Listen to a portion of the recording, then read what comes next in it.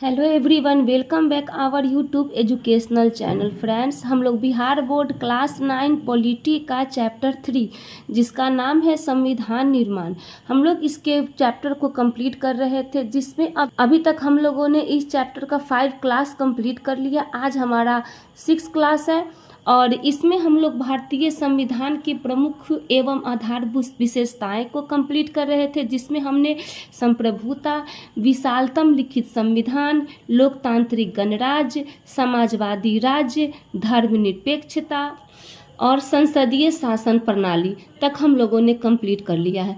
आज हम लोग देखेंगे संघीय शासन प्रणाली से स्टार्ट करेंगे। जैसा कि आप लोगों को मैं पहले ही बता चुकी हूँ कि ये पॉलिटी में पॉलिटी में पूरे कॉन्सेप्ट को समझना होता है और इसमें जो संघीय शासन प्रणाली है, इसमें जितने भी लाइन दिए गए हैं आपके बुक में, वो सारे आपके लिए इम्पॉर्टेंट है। मैं उसी को अगर नोट्स बनाऊँ तो आप लोग भी बोलोगे कि मैम पूरा पोथी पात्रा उठा के रख दी हो, इसलिए मैं आपको बुक से ही समझाने की कोशिश करूँगी और आप उसको अच्छे से समझने का प्रयास कीजिएगा। तो चलिए हम लोग स्टार्ट करते हैं। 7वां नंबर विशेषता में संघीय शासन प्रणाली। संविधान के प्रारंभ में ही कहा गया है कि भारत राज्यों का संघ है। आपको याद होगा कि भारत किसका संघ है, तो बहुत सारे राज्य मिलाकर भारत राज्यों का एक संघ होगा। अर्थात यहाँ की शासन प्रणाली क्या होगी, तो संघीय शासन प्रणाली होगी। तो आपको याद होगा कि कहाँ की शासन प्रणाली संघीय होगी, तो भारत की शासन प्रणाली क्या होगी, तो संघीय होगी।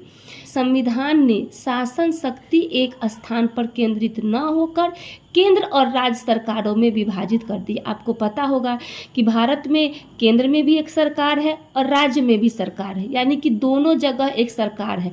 और भारत क्या होगा, एक राज्यों का संघ होगा। बहुत सारे राज्य मिलकर एक संघ बनाएंगे और ये संघ कहाँ है, ये संघ भारत में है।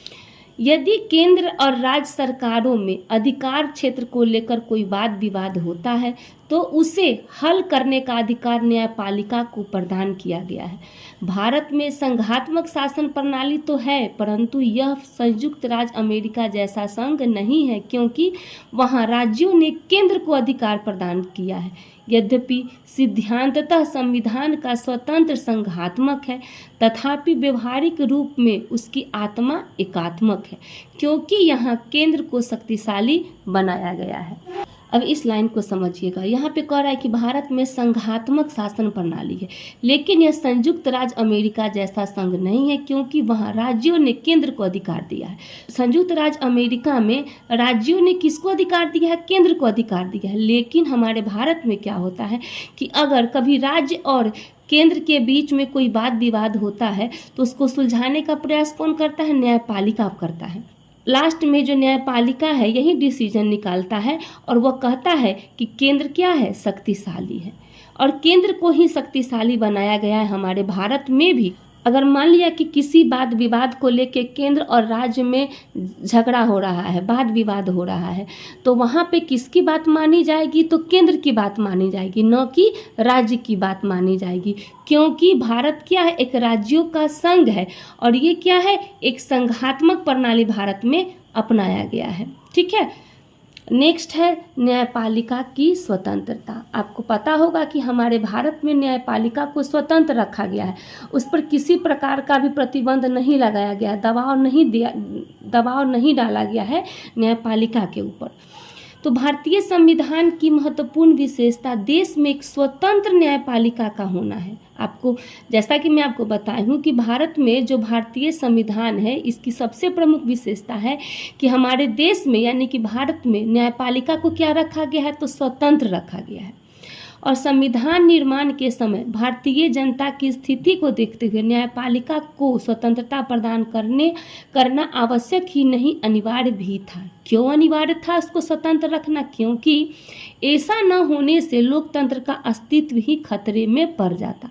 भारतीय संविधान सारे देश के लिए न्याय प्रशासन की एक ही व्यवस्था करता है, जिसके शिखर पर उच्चतम न्यायालय है।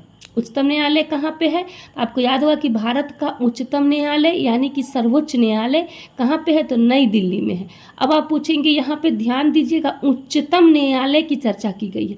उच्च न्यायालय की चर्चा नहीं की गई है। अगर उच्च न्यायालय यहाँ पे होता तो उच्च न्यायालय हर राज्य में होता है, लेकिन उच्चतम न्यायालय हमारे भारत में एक ही है जो कि दिल्ली में है, और उच्चतम न्यायालय को हम सर्वोच्च न्यायालय भी कहते हैं।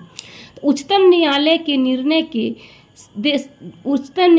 निर्णय देश के समस्त न्यायालयों, व्यक्तियों, संस्थाओं एवं सरकारों के ऊपर बाध्यकारी होते हैं। जनता को समान न्याय देने के लिए न्यायपालिका का कार्यकारिणी के दबाव और नियंत्रण से स्वतंत्र होना आवश्यक है।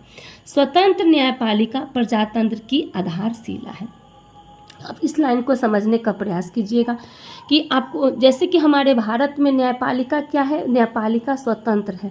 न्यायपालिका पर किसी भी प्रकार का प्रेशर नहीं दिया गया है। अगर न्यायपालिका पर प्रेशर दिया जाता तो जैसे कि अगर मान लिया कि कोई सब बड़े नेता है, बड़े नेता के कोई भी रिलेशन में कोई अगर कोई मुजरिम करता है, कोई बहुत बड़ा अपहरण करता है या फिर कोई भी गलत काम करता है, तो बड़े नेता है वो उच्चतम न्यायालय के न्यायाधीश से मिलकर उसको पैसे देकर और उसको उस केस को खारिज करवा सकते थे। लेकिन यहाँ पे ऐसा नहीं किया गया है।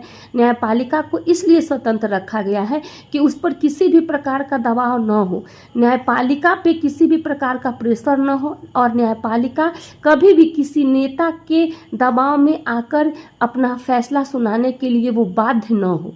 ठीक है, इसी के लिए हमारे भारत में न्यायपालिका को स्वतंत्र रखा गया है। नेक्स्ट है मौलिक अधिकार और मूल कर्तव्य। तो हमारे संविधान की एक विशेषता यह भी है कि हमारे संविधान में मौलिक अधिकार और मूल कर्तव्यों को जोड़ा गया है। भारतीय संविधान में मूल अधिकार एवं मूल कर्तव्यों का समावेश किया गया है। मूल अधिकारों को संविधान में शामिल करने की प्रेरणा हमें अमेरिकी संविधान से मिली। कहने का मतलब है कि मूल अधिकार हमारे भारत में कहाँ से जोड़ा गया है, तो अमेरिका से लिया गया है। मौलिक अधिकार हमारे भारत में अमेरिका से लिया गया है, और भारतीय स्वाधीनता संग्राम के नेताओं की सबसे बुनियादी मांग यह थी कि लोगों को स्वतंत्रता, समानता आदि के कुछ मूलभूत मानव अधिकार मिले। संविधान राज्य द्वारा ऐसी विधि बनाई जाने का निषेध करता है जिससे नागरिकों के मूल अधिकारों का उल्लंघन होता है। यदि राज्य ऐसा विधि बनाता है तो न्यायपालिका उसे असंवैधानिक घोषित करती है। संविधान द्वारा इस प्रकार के 7 मौलिक अधिकार प्रदान किए गए हैं, लेकिन अब संपत्ति का अधिकार एक मौलिक अधिकार नहीं रहा है। संविधान के 86वें संशोधन अधिनियम 2002 के द्वारा शिक्षा के अधिकार को मौलिक अधिकार के रूप में मान्यता दी गई है। अब इस लाइन को समझिएगा। हमारे जो भारतीय स्वाधीनता संग्राम के जो भी नेता थे, उनकी यही मांग थी कि हमारे देश में स्वतंत्रता हो, समानता हो, जो भी हमारे देश के लोग हैं उसको मूलभूत मानव का जो अधिकार है वो उन्हें मिले। हमारे संविधान में ये लिखा गया है कि अगर नागरिकों के मूल अधिकारों का उल्लंघन हो रहा है, यदि राज्य ऐसा कोई कानून बनाता है जो नागरिकों के मूल अधिकारों का उल्लंघन हो रहा है, यानी कि नागरिकों के मूल अधिकार जो है उसे नहीं दिया जा रहा है, तो संविधान क्या करेगा? संविधान जो ये नियम बनाया गया है कि जिसमें नागरिकों के मूल अधिकार का उल्लंघन होता है, उसको संविधान निषेध करता है और उसे न्यायपालिका भी असंवैधानिक घोषित कर सकती है। समझ में आया होगा आपको? इसमें कह रहा है कि अगर कोई भी राज्य ऐसा कानून बनाता है कि जिसमें नागरिकों के मूल अधिकारों का उल्लंघन हो रहा है, तो संविधान भी ऐसी नियम को और ऐसे कानून को निषेध करेगा, यानी समाप्त करेगा, और न्यायपालिका उसे असंवैधानिक, यहाँ पे देखिए असंवैधानिक लिखा गया है, असंवैधानिक कौन घोषित करेगा? तो न्यायपालिका। और संविधान में, हमारे भारत के संविधान में 7 मौलिक अधिकार प्रदान किए गए हैं, लेकिन अभी फिलहाल 6 मौलिक अधिकार हमारे संविधान में है, जिसमें एक संपत्ति के अधिकार को मौलिक अधिकार की श्रेणी से हटाकर संपत्ति के अधिकार को कानून की श्रेणी में, यानी विधि के श्रेणी में इसको रखा गया। विधि का मतलब होता है कानून, नियम। संविधान के कौन से संशोधन में, तो ये एग्जाम में पूछा जा सकता है, ये क्वेश्चन बनता है कि कि पहले हमारे कितने मौलिक अधिकार थे, तो 7 थे, अब कितने हैं, तो 6 हो गए हैं। अब ये भी क्वेश्चन पूछा जाता है कि किस अधिकार को मौलिक अधिकार की श्रेणी से अलग रखा गया, तो संपत्ति के अधिकार को। अब ये कब हटाया गया, तो 86वें संविधान संशोधन जब हुआ था, कब हुआ था, तो 2002 में हुआ था, के द्वारा शिक्षा के अधिकार को मौलिक अधिकार के रूप में मान्यता दिया गया। यानी कि अब जो है शिक्षा के अधिकार, जो हमारा अनुच्छेद 21 का क है, उसमें शिक्षा का अधिकार है, जो कि 6 से 14 वर्ष के सभी व्यक्तियों को निःशुल्क एवं अनिवार्य शिक्षा है, उसको जोड़ा गया और संपत्ति के अधिकार को हटाया गया। ठीक है, और ये शिक्षा का अधिकार कब है, तो 21 के ए में उसे जोड़ा गया है।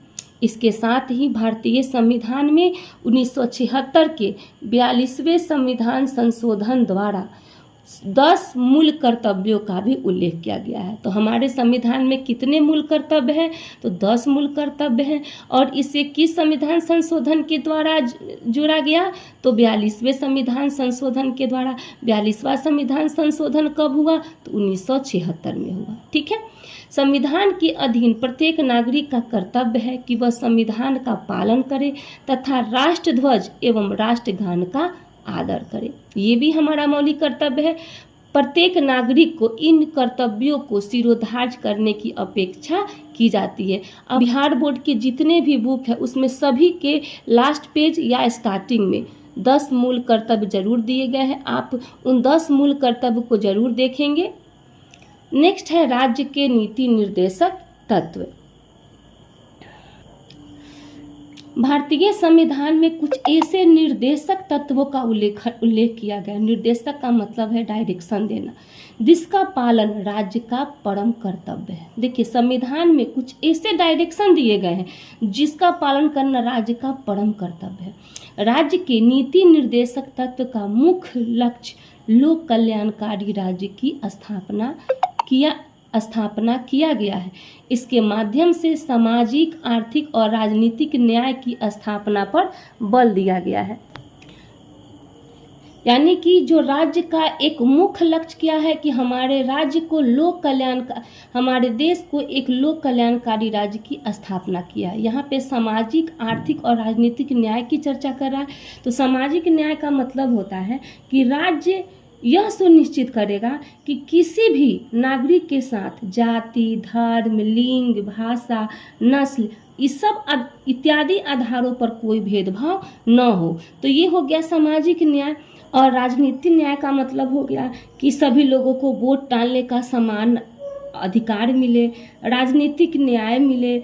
अगर कोई भी राजनीतिक कार्यालय है, उस राजनीतिक कार्यालय में सभी लोगों की शिकायत और आवाज़ पहुंचने का समान अधिकार मिले, सभी को राजनीतिक दल स्थापित करने का समान अधिकार मिले, चुनाव में उम्मीदवार के तौर पर खड़ा होने का समान अधिकार मिले। और आर्थिक न्याय का मतलब हो गया कि राज्य का यह दायित्व है कि वह अपने नागरिकों को रोजगार के पर्याप्त साधन मुहैया कराए, यानी कि रोजगार के समान अवसर मिले और वो आर्थिक रूप से पिछड़े नहीं। उसके बाद में नेक्स्ट है वयस्क एवं सार्वजनिक अधिकार। और यहाँ पे आप देख रहे हैं कि वयस्क एवं सार्वजनिक अधिकार, एकल नागरिकता और एक राष्ट्रभाषा की व्यवस्था। यहाँ पे 3 पॉइंट बच गए हैं। इन 3 पॉइंटों को हम लोग नेक्स्ट वीडियो में कंप्लीट करेंगे। तो बने रहिए हमारे साथ। मिलते हैं नेक्स्ट वीडियो में नेक्स्ट टॉपिक के साथ। धन्यवाद।